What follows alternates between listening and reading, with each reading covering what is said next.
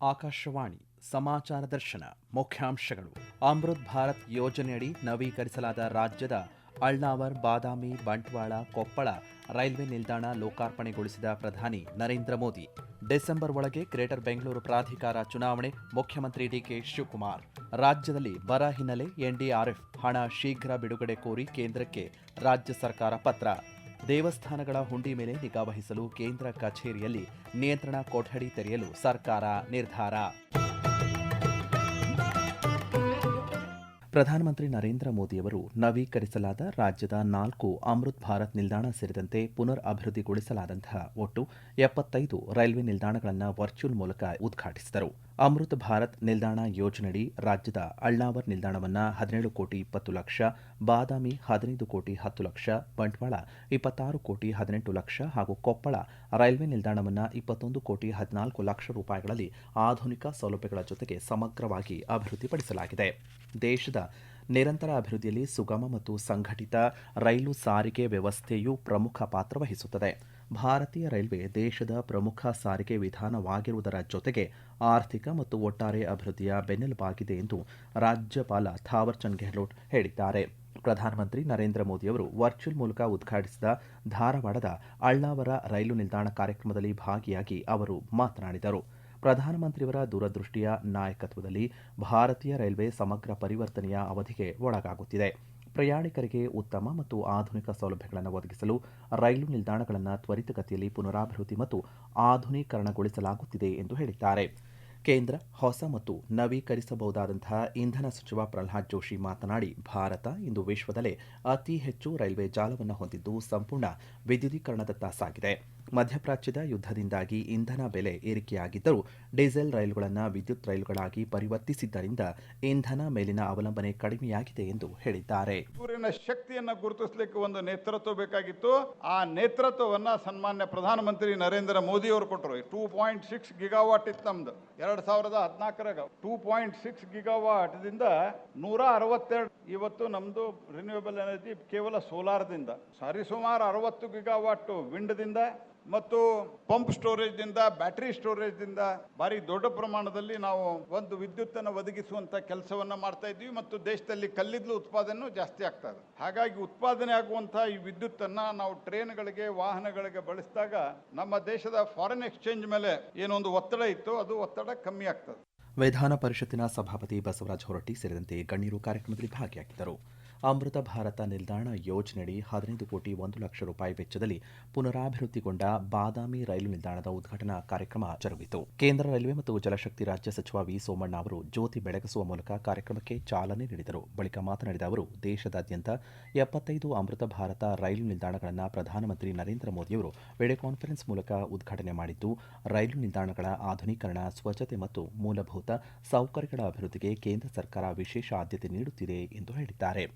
ರಾಜ್ಯದ 61 ರೈಲು ನಿಲ್ದಾಣಗಳ ಅಭಿವೃದ್ಧಿಗಾಗಿ ಪ್ರಧಾನಿಯವರು 2110 ಕೋಟಿ ರೂಪಾಯಿ ಒದಗಿಸಿದ್ದಾರೆ ಎಂದು ಈ ಸಂದರ್ಭದಲ್ಲಿ ಸಚಿವ ಸೋಮಣ್ಣ ತಿಳಿಸಿದ್ದಾರೆ. ಬಾದಾಮಿಯಲ್ಲಿ 15 ಕೋಟಿ, ಅಳ್ನಾವರದಲ್ಲಿ 17 ಕೋಟಿ ರೂಪಾಯಿ ಖರ್ಚು ಮಾಡಿದ್ದೇವೆ, ಕೊಪ್ಪಳದಲ್ಲಿ 22 ಕೋಟಿ ಖರ್ಚು ಮಾಡಿದ್ದೇವೆ, ಬಂಟ್ವಾಳದಲ್ಲಿ 18 ಕೋಟಿ ರೂಪಾಯಿ ಖರ್ಚು ಮಾಡಿದ್ದೇವೆ. ಇದೆಲ್ಲಕ್ಕಿಂತ 25,000 ಕೋಟಿ ರೂಪಾಯಿಗಳನ್ನ ಈ ಸಾರಿ ನಾವು ಖರ್ಚು ಮಾಡ್ತಾ ಇದ್ದೀವಿ. ಒಟ್ಟು ರಾಷ್ಟ್ರದ ಪ್ರಧಾನಮಂತ್ರಿಗಳು ನಮ್ಮ ರಾಜ್ಯಕ್ಕೆ 61 ಸ್ಟೇಷನ್ಗಳನ್ನ ಕೊಟ್ಟು ಆಧುನೀಕರಣಕ್ಕೆ 2,110 ಕೋಟಿ ರೂಪಾಯಿಗಳನ್ನ ಬಿಡುಗಡೆ ಮಾಡಿದ್ದಾರೆ. ಆದ್ರಿಂದ ಇವತ್ತು ಏನ್ ಅಮೃತ್ ಭಾರತ್ ನಿಲ್ದಾಣವನ್ನ ಮಾಡ್ತಕ್ಕಂಥದ್ರಲ್ಲಿ ಏನೇನು ಫೆಸಿಲಿಟೀಸ್ ಬೇಕೋ ಎಲ್ಲವನ್ನು ಕೂಡ ಮಾಡಿರ್ತಕ್ಕಂಥದ್ದು. ರಾಜ್ಯಸಭಾ ಸದಸ್ಯ ನಾರಾಯಣ ಸಾಭಾಂಡಗೆ ಹಾಗೂ ಸಂಸದ ಪಿಸಿ ಗದ್ದಿಗೌಡರ ಮಾತನಾಡಿ, ಐತಿಹಾಸಿಕ ಪ್ರವಾಸಿ ತಾಣವಾದ ಬಾದಾಮಿಗೆ ಹೆಚ್ಚಿನ ಸಂಖ್ಯೆಯಲ್ಲಿ ಪ್ರವಾಸಿಗರು ಆಗಮಿಸುತ್ತಿದ್ದು, ರೈಲು ನಿಲ್ದಾಣದ ಅಭಿವೃದ್ಧಿಯಿಂದ ಪ್ರಯಾಣಿಕರಿಗೆ ಅನುಕೂಲವಾಗುವುದರ ಜೊತೆಗೆ ಪ್ರವಾಸೋದ್ಯಮಕ್ಕೂ ಉತ್ತೇಜನ ದೊರೆಯಲಿದೆ ಎಂದು ಅಭಿಪ್ರಾಯಪಟ್ಟಿದ್ದಾರೆ. ಕೊಪ್ಪಳ ರೈಲು ನಿಲ್ದಾಣವನ್ನು ಮುನಿರಾಬಾದ್ನ ಕಾಡಾ ಅಧ್ಯಕ್ಷ ಹಾಸೇನಸಾಬ ದೋಟಿಹಾಳ ದೀಪ ಬೆಳಗಿಸುವ ಮೂಲಕ ಲೋಕಾರ್ಪಣೆ ಮಾಡಿದರು. ಕಾರ್ಯಕ್ರಮದಲ್ಲಿ ಪದ್ಮಶ್ರೀ ಪ್ರಶಸ್ತಿ ಪುರಸ್ಕೃತ ಭೀಮವ್ವ ಸಿಳ್ಳೆಕ್ಯಾತ ಮತ್ತು ಸ್ವಾತಂತ್ರ್ಯ ಹೋರಾಟಗಾರರಿಗೆ ಸನ್ಮಾನ ಮಾಡಲಾಯಿತು. ಗ್ರೇಟರ್ ಬೆಂಗಳೂರು ಪ್ರಾಧಿಕಾರದ ಅಡಿ ಬರುವ ಮಹಾನಗರ ಪಾಲಿಕೆಗಳಿಗೆ ಚುನಾವಣೆ ನಡೆಸಲು ಸರ್ವೋಚ್ಚ ನ್ಯಾಯಾಲಯ ಸಮಯ ನೀಡಿದ್ದು, ಡಿಸೆಂಬರ್ ಒಳಗೆ ಚುನಾವಣೆ ನಡೆಸಲಾಗುವುದು ಎಂದು ಮುಖ್ಯಮಂತ್ರಿ ಡಿಕೆ ಶಿವಕುಮಾರ್ ತಿಳಿಸಿದ್ದಾರೆ. ನವದೆಹಲಿಯಲ್ಲಿ ಸುದ್ದಿಗಾರರೊಂದಿಗೆ ಮಾತನಾಡಿದ ಅವರು, ಗ್ರಾಮ ಪಂಚಾಯಿತಿಗಳಲ್ಲಿ ಅಧಿಕಾರಿಗಳ ಮೂಲಕ ಆಡಳಿತ ನಡೆಸುವುದು ಸರಿಯಲ್ಲ. ಈ ಹಿನ್ನೆಲೆಯಲ್ಲಿ ಶೀಘ್ರವೇ ಗ್ರಾಮ ಪಂಚಾಯಿತಿಗಳಿಗೂ ಕೂಡ ಚುನಾವಣೆ ನಡೆಸಲಾಗುವುದು ಎಂದು ಹೇಳಿದ್ದಾರೆ.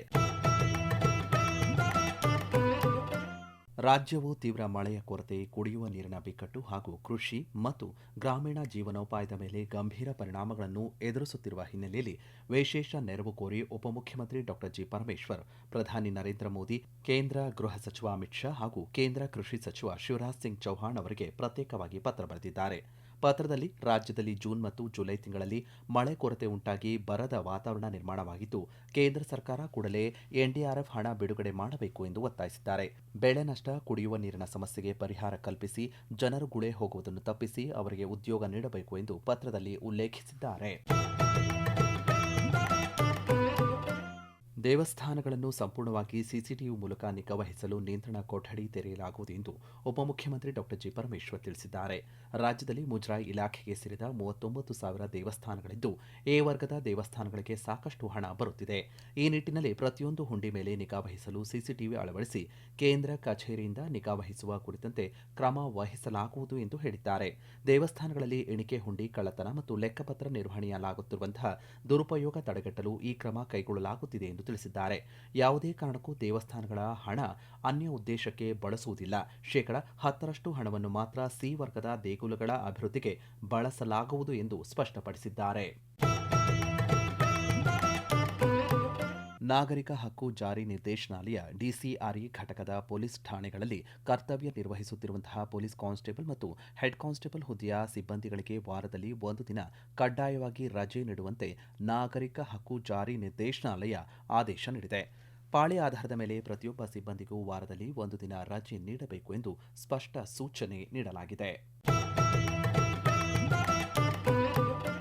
ಬೆಂಗಳೂರಿನಲ್ಲಿ ಭಾರತದ ಮೊದಲ ಸರ್ಕಾರಿ ಪ್ರಾಯೋಜಿತ ಕೃತಕ ಬುದ್ಧಿಮತ್ತೆ ವಿಶ್ವವಿದ್ಯಾಲಯ ಆರಂಭಿಸುವುದಾಗಿ ಮುಖ್ಯಮಂತ್ರಿ ಡಿಕೆ ಶಿವಕುಮಾರ್ ಘೋಷಿಸಿದ್ದಾರೆ. ಬೆಂಗಳೂರು ಅಂತಾರಾಷ್ಟ್ರೀಯ ವಸ್ತು ಪ್ರದರ್ಶನ ಕೇಂದ್ರದಲ್ಲಿ ನಡೆದ ಗೂಗಲ್ ಐಒ ಕನೆಕ್ಟ್ ಕಾರ್ಯಕ್ರಮದಲ್ಲಿ ಮಾತನಾಡಿದ ಅವರು, ಎಐ ಪ್ರತಿಭೆಗಳನ್ನು ಅಭಿವೃದ್ಧಿಪಡಿಸಲು, ಸುಧಾರಿತ ಸಂಶೋಧನೆಗಳನ್ನು ಉತ್ತೇಜಿಸಲು ಮತ್ತು ಶಿಕ್ಷಣ ಸಂಸ್ಥೆಗಳು, ಉದ್ಯಮ ಹಾಗೂ ಸರ್ಕಾರದ ನಡುವೆ ಸಹಯೋಗ ಬೆಳೆಸಲು ಎಐ ವಿಶ್ವವಿದ್ಯಾಲಯ ಆರಂಭಿಸಲಾಗುವುದು ಎಂದು ತಿಳಿಸಿದ್ದಾರೆ. As we build as an AI innovation hub that will bring together startup, researchers, academics and industries to the development of AI-led solution in Karnataka. We are taking AI beyond research labs in everyday life, AI learning from the school level also. We are just looking as Karnataka's position India's technology capital. We are laying the foundation for AI first and the largest university, as I said, an ecosystem that will nurture the world-class riches and the next generation. ತಂತ್ರಜ್ಞಾನ ಬೆಂಗಳೂರಿನ ದೈನಂದಿನ ಭಾಗವಾಗಿದ್ದು, ಕರ್ನಾಟಕವು ಭಾರತದ software ರಫ್ತಿನ 40% ಕೊಡುಗೆಯನ್ನು ನೀಡುತ್ತಿದೆ. ಬೆಂಗಳೂರು 17,000ಕ್ಕೂ ಹೆಚ್ಚು ನವೋದ್ಯಮಗಳಿಗೆ ನೆಲೆಯಾಗಿದೆ ಎಂದು ಹೇಳಿದ್ದಾರೆ. ಸರ್ಕಾರದ ಈ ಪ್ರಯಾಣದಲ್ಲಿ ಗೂಗಲ್ ಅತ್ಯದ್ಭುತ ಪಾಲುದಾರನಾಗಿದ್ದು, ಕಳೆದ 2 ದಶಕಗಳಿಂದ ಗೂಗಲ್ ಬೆಂಗಳೂರನ್ನು ಕೇವಲ ಕಚೇರಿ ಸ್ಥಳವಾಗಿ ಮಾತ್ರವಲ್ಲದೆ ಎಂಜಿನಿಯರಿಂಗ್, ಸಂಶೋಧನೆ ಮತ್ತು ನಾವೀನ್ಯತೆಗಾಗಿ ಅತ್ಯಂತ ಪ್ರಮುಖ ಜಾಗತಿಕ ಕೇಂದ್ರಗಳಲ್ಲಿ ಒಂದಾಗಿ ಆಯ್ಕೆ ಮಾಡಿಕೊಂಡಿದೆ ಎಂದು ತಿಳಿಸಿದ್ದಾರೆ. ಕೇಳುಗರನ್ನು ಎಂದಿಗೂ ಲಘುವಾಗಿ ಪರಿಗಣಿಸಬಾರದು ಎಂದು ಪ್ರಸಾರ ಭಾರತಿ ಅಧ್ಯಕ್ಷ ಪ್ರಸೂನ್ ಜೋಶಿ ಅಭಿಪ್ರಾಯಪಟ್ಟಿದ್ದಾರೆ. ಬೆಂಗಳೂರು ಆಕಾಶವಾಣಿ ಕೇಂದ್ರಕ್ಕೆ ಭೇಟಿ ನೀಡಿದ ಅವರು ಸಿಬ್ಬಂದಿಯೊಂದಿಗೆ ಸಂವಾದ ನಡೆಸಿ ಮಾಧ್ಯಮ ಕ್ಷೇತ್ರದಲ್ಲಿ ಬದಲಾಗುತ್ತಿರುವ ಸ್ವರೂಪವನ್ನು ಸಿಬ್ಬಂದಿ ಅರ್ಥ ಮಾಡಿಕೊಂಡಿರುವುದು ಸಂತಸದಾಯಕವಾಗಿದೆ ಎಂದು ಮೆಚ್ಚುಗೆ ವ್ಯಕ್ತಪಡಿಸಿದ್ದಾರೆ. ಇಂದಿನ ದಿನಗಳಲ್ಲಿ ತಂತ್ರಜ್ಞಾನ ಮತ್ತು ಜನರ ಜೀವನ ಶೈಲಿ ಅತ್ಯಂತ ವೇಗವಾಗಿ ಬದಲಾಗುತ್ತಿದ್ದು, ಶ್ರೋತೃಗಳು ನಿರ್ದಿಷ್ಟ ಕಾರ್ಯಕ್ರಮಗಳ ಪ್ರಾಕಾರಕ್ಕಿಂತ ತಮ್ಮ ಅನುಕೂಲಕ್ಕೆ ತಕ್ಕಂತೆ ವಿಷಯಗಳನ್ನು ಆಲಿಸಲು ಆದ್ಯತೆ ನೀಡುತ್ತಿದ್ದಾರೆ ಎಂದು ತಿಳಿಸಿದ್ದಾರೆ. ಹೊಸ ಕಾಲಘಟ್ಟದ ಅಗತ್ಯಗಳಿಗೆ ಅನುಗುಣವಾಗಿ ಪ್ರಸ್ತುತತೆಯನ್ನು ಉಳಿಸಿಕೊಳ್ಳುವುದು ಅಷ್ಟೇ ಮುಖ್ಯವಾಗಿದೆ ಎಂದು ಸಿಬ್ಬಂದಿಗೆ ಕಿವಿ ಮಾತು ಹೇಳಿದ್ದಾರೆ. People see content as when they have time and you don't have any excuses when you reach out to them. Either it's good for them or it's not good for them. So I think having said that, Akashvani already knows that and always had a soul. A soul of any organization, any person, any collective is very important. For me, that is to be kept intact. And also not forgetting that we are living in new times and new challenges will come. But it doesn't mean that we have to lose our soul. How to keep our soul intact and yet be relevant and contextual would be the challenge. And I'm sure that innovation will see us through. Bharat ಮತ್ತು UK ನಡುವಿನ ಐತಿಹಾಸಿಕ ಸಮಗ್ರ ಆರ್ಥಿಕ ಮತ್ತು ವ್ಯಾಪಾರ ಒಪ್ಪಂದ CETA ಹಾಗೂ ಸಾಮಾಜಿಕ ಭದ್ರತೆ ಒಪ್ಪಂದವಾದ ದ್ವಿಗುಣ ಕೊಡುಗೆ ಒಪ್ಪಂದ ಡಿಸಿಸಿ ಅಧಿಕೃತವಾಗಿ ಅನುಷ್ಠಾನಗೊಂಡಿದೆ. ಈ ಒಪ್ಪಂದ ಬ್ರಿಟನ್ ಮಾರುಕಟ್ಟೆಯಲ್ಲಿ ಶೇಕಡಾ 99ರಷ್ಟು ಭಾರತೀಯ ಉತ್ಪನ್ನಗಳಿಗೆ ಸಂಪೂರ್ಣ ಸುಂಕರಹಿತ ಪ್ರವೇಶ ಕಲ್ಪಿಸಿದ್ದು, ಉಭಯ ದೇಶಗಳ ನಡುವಿನ ವ್ಯಾಪಾರ ಮತ್ತು ಹೂಡಿಕೆ ಸಂಬಂಧಗಳಲ್ಲಿ ಹೊಸ ಅಧ್ಯಾಯಕ್ಕೆ ನಾಂದಿ ಹಾಡಲಿದೆ. ಈ ಒಪ್ಪಂದದ ಅಡಿಯಲ್ಲಿ ಬೆಂಗಳೂರಿನ ಜಿಂದಾಲ್ ಅಲ್ಯೂಮಿನಿಯಂನಿಂದ ಅಲ್ಯೂಮಿನಿಯಂ ಉತ್ಪನ್ನಗಳನ್ನು ಮೊದಲ ಬಾರಿಗೆ ರವಾನಿಸಲಾಯಿತು. ಈ ಸಂದರ್ಭದಲ್ಲಿ ಮಾತನಾಡಿದ ರಾಜ್ಯದಲ್ಲಿರುವ British deputy high commissioner Chandru Iyer ಮಾತನಾಡಿ, ಈ ಒಪ್ಪಂದದಿಂದಾಗಿ ದಕ್ಷಿಣ ಭಾರತದಿಂದ ರಫ್ತಾಗಲಿರುವ ಹೆಚ್ಚಿನ ಉತ್ಪನ್ನಗಳು ಯುಕೆಯಲ್ಲಿ ಕಡಿಮೆ ಬೆಲೆಗೆ ಸಿಗಲಿದೆ ಎಂದು ತಿಳಿಸಿದ್ದಾರೆ. ರಾಜ್ಯದಿಂದ ಮುಂದಿನ ದಿನಗಳಲ್ಲಿ ಹೆಚ್ಚಿನ ಕಾಫಿ, ಮಸಾಲೆ ಪದಾರ್ಥಗಳು ಮತ್ತು ಮೀನಿನ ಉತ್ಪನ್ನಗಳು ರವಾನೆಯಾಗಲಿದೆ ಎಂದು ಸ್ಪಷ್ಟಪಡಿಸಿದ್ದಾರೆ. ಸ್ಕಾಚ್, ವಿಸ್ಕಿ, ಮಿಠಾಯಿ ಉತ್ಪನ್ನಗಳು, ಐಷಾರಾಮಿ ಕಾರುಗಳು ಭಾರತದಲ್ಲಿ ಕಡಿಮೆ ಸುಂಕದೊಂದಿಗೆ ಲಭ್ಯವಾಗಲಿದೆ ಎಂದು ಹೇಳಿದ್ದಾರೆ. This is going to be a game changer of a deal. This has already had a positive impact on the bilateral trade, and we expect more products and services from Bangalore, from other parts of Karnataka and the wider South India to be now available in the United Kingdom under reduced tariff rates. The first consignment of aluminium products from Jindal Aluminium is leaving Bangalore under the new free trade agreement, and it will be reaching the United Kingdom very soon. It's a win-win for both India and the United Kingdom, and it's an absolute pleasure and honor to be part of this celebration. ಇದೇ ವೇಳೆ ಮಾತನಾಡಿದ ವಾಣಿಜ್ಯ ಸಚಿವಾಲಯದ ನಿರ್ದೇಶಕಿ Donna Ghosh, ಈ ಒಪ್ಪಂದದಿಂದ ಸಣ್ಣ ಮತ್ತು ಮಧ್ಯಮ ಉದ್ಯಮಿಗಳು, ಎಂಎಸ್ಎಂಇಗಳು ಹೆಚ್ಚಿನ ಪ್ರಯೋಜನ ಪಡೆಯಲಿದ್ದಾರೆ ಎಂದು ತಿಳಿಸಿದ್ದಾರೆ. This agreement between India and UK marks the signaling of a period of growth which is unprecedented for the country, because we are going to get major share, almost tariff line reduction to 0% across 99 HS tariff lines. This is a historic event for that. Bidadi township ವಿಚಾರದಲ್ಲಿ ಬಲವಂತವಾಗಿ ಯಾವುದೇ ರೈತರ ಜಮೀನು ಪಡೆದುಕೊಳ್ಳುವುದಿಲ್ಲ ಎಂದು ಮುಖ್ಯಮಂತ್ರಿ DK Shivakumar ಸ್ಪಷ್ಟಪಡಿಸಿದ್ದಾರೆ.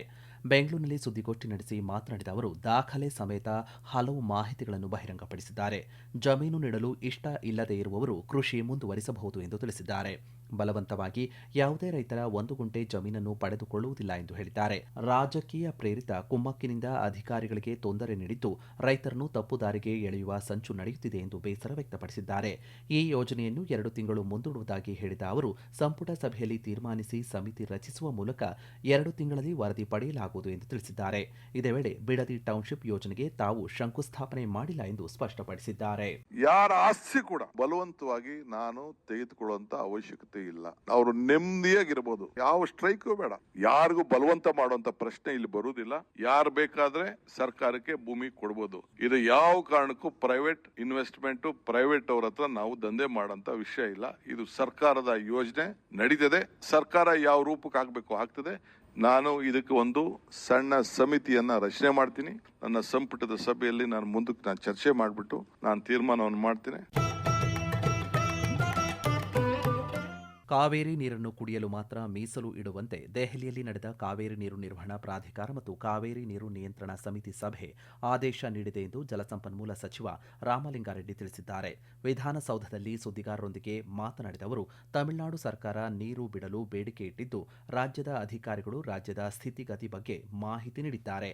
ಈ ಹಿನ್ನೆಲೆಯಲ್ಲಿ ತಮಿಳುನಾಡಿಗೆ ನೀರು ಬಿಡಿ ಎಂದು ಸಿಡಬ್ಲ್ಯೂಆರ್ಸಿ ಆದೇಶ ನೀಡಿಲ್ಲ ಎಂದು ಸ್ಪಷ್ಟಪಡಿಸಿದ್ದಾರೆ. ಪ್ರಸ್ತುತ ತಮಿಳುನಾಡಿಗೆ ನೀರು ಬಿಡುವ ಅವಶ್ಯಕತೆ ಇಲ್ಲ ಎಂದು ತಿಳಿಸಿದ ಅವರು, ಇದೇ 28ಕ್ಕೆ ಸಿಡಬ್ಲ್ಯೂಆರ್ಸಿ ಸಭೆ ನಡೆಯಲಿದೆ ಎಂದು ತಿಳಿಸಿದ್ದಾರೆ. ಬೆಂಗಳೂರು ನಗರದ ಸಂಚಾರ ದಟ್ಟಣೆ ಸಮಸ್ಯೆಯನ್ನು ಪರಿಣಾಮಕಾರಿಯಾಗಿ ನಿಯಂತ್ರಿಸಿ ಸಾರ್ವಜನಿಕರಿಗೆ ಸುಗಮ ಮತ್ತು ಸುರಕ್ಷಿತ ಸಂಚಾರ ವ್ಯವಸ್ಥೆ ಕಲ್ಪಿಸುವ ನಿಟ್ಟಿನಲ್ಲಿ ತಂತ್ರಜ್ಞಾನ ಆಧಾರಿತ ಪರಿಹಾರಗಳಿಗೆ ಹೆಚ್ಚಿನ ಒತ್ತು ನೀಡಬೇಕೆಂದು ಗೃಹ ಸಚಿವ ಪ್ರಿಯಾಂಕ್ ಖರ್ಗೆ ಬೆಂಗಳೂರು ನಗರದ ಎಲ್ಲ ಸಂಚಾರ ವಿಭಾಗದ ಡಿಸಿಪಿಗಳಿಗೆ ಸೂಚನೆ ನೀಡಿದ್ದಾರೆ. ಬೆಂಗಳೂರು ನಗರದ ಟ್ರಾಫಿಕ್ ಡಿಸಿಪಿಗಳ ಸಭೆಯ ಅಧ್ಯಕ್ಷತೆ ವಹಿಸಿ ಮಾತನಾಡಿದ ಅವರು, ಬೆಂಗಳೂರು ಇಂದು ಜಾಗತಿಕ ಮಟ್ಟದಲ್ಲಿ ತನ್ನದೇ ಆದ ಸ್ಥಾನವನ್ನು ಗಳಿಸಿದ್ದು, ವಿಶ್ವದ ಪ್ರಮುಖ ಐಟಿ ಕಂಪನಿಗಳು, ಬಹುರಾಷ್ಟ್ರೀಯ ಸಂಸ್ಥೆಗಳು ಹಾಗೂ ಹೂಡಿಕೆದಾರರು ಬೆಂಗಳೂರನ್ನು ತಮ್ಮ ವ್ಯವಹಾರ ಮತ್ತು ಹೂಡಿಕೆಯ ಕೇಂದ್ರವಾಗಿ ಆಯ್ಕೆ ಮಾಡುತ್ತಿದ್ದಾರೆ. ಇಂಥ ಜಾಗತಿಕ ನಗರಕ್ಕೆ ತಕ್ಕಂತೆ ವಿಶ್ವಮಟ್ಟದ ಸಂಚಾರ ನಿರ್ವಹಣಾ ವ್ಯವಸ್ಥೆಯನ್ನು ರೂಪಿಸುವುದು ಎಲ್ಲರ ಜವಾಬ್ದಾರಿಯಾಗಿದೆ ಎಂದು ತಿಳಿಸಿದ್ದಾರೆ. ಕೃತಕ ಬುದ್ಧಿಮತ್ತೆ, ಸ್ಮಾರ್ಟ್ ಸಿಗ್ನಲ್ ವ್ಯವಸ್ಥೆ, ರಿಯಲ್ ಟೈಮ್ ಟ್ರಾಫಿಕ್ ಮಾನಿಟರಿಂಗ್ ಮತ್ತು ಡೇಟಾ ಆಧಾರಿತ ಸಂಚಾರ ನಿರ್ವಹಣಾ ಕ್ರಮಗಳನ್ನು ಇನ್ನಷ್ಟು ವ್ಯಾಪಕವಾಗಿ ಅಳವಡಿಸಿಕೊಳ್ಳುವ ಕುರಿತು ಅಧಿಕಾರಿಗಳು ಕಾರ್ಯಯೋಜನೆ ರೂಪಿಸಬೇಕು ಎಂದು ನಿರ್ದೇಶನ ನೀಡಿದ್ದಾರೆ. ಇದುವರೆಗೂ ಸಮಾಚಾರ ದರ್ಶನ ಕೇಳಿದಿರಿ. ಸುದ್ದಿ ಸಂಪಾದಕರು ಆಕಾಶವಾಣಿ ಬೆಂಗಳೂರು ಪ್ರಾದೇಶಿಕ ಸುದ್ದಿ ವಿಭಾಗದ ಸಹಾಯಕ ನಿರ್ದೇಶಕರಾದಂತಹ ತುಕಾರಾಮ ಗೌಡ ಜಿ. ಸಮಗ್ರ ನಿರ್ವಹಣೆ ಆಕಾಶವಾಣಿ ಬೆಂಗಳೂರು ಪ್ರಾದೇಶಿಕ ಸುದ್ದಿ ವಿಭಾಗದ ಸಹಾಯಕ ನಿರ್ದೇಶಕರಾದಂತಹ ಸುಹಾಸ್ ಆರ್. ಪ್ರಸಾರ ನಿರ್ವಹಣೆ ಮತ್ತು ಪ್ರಸ್ತುತಿ ಚೇತನ್ ಸಿವಿ. ಆಕಾಶವಾಣಿ ಬೆಂಗಳೂರು ಪ್ರಾದೇಶಿಕ ಸುದ್ದಿ ವಿಭಾಗ ಪ್ರಸ್ತುತಪಡಿಸಿದ ಈ ಕಾರ್ಯಕ್ರಮ ರಾಜ್ಯದ ಎಲ್ಲ ಬಾನುಲಿ ಕೇಂದ್ರಗಳಲ್ಲಿ ಏಕಕಾಲಕ್ಕೆ ಪ್ರಸಾರವಾಯಿತು. ಮತ್ತೆ ಮುಂದಿನ ವಾರ ಮೂಡಿಬರಲಿದೆ ವಾರದ ವಾರ್ತಾಚಿತ್ರ ಸಮಾಚಾರ ದರ್ಶನ.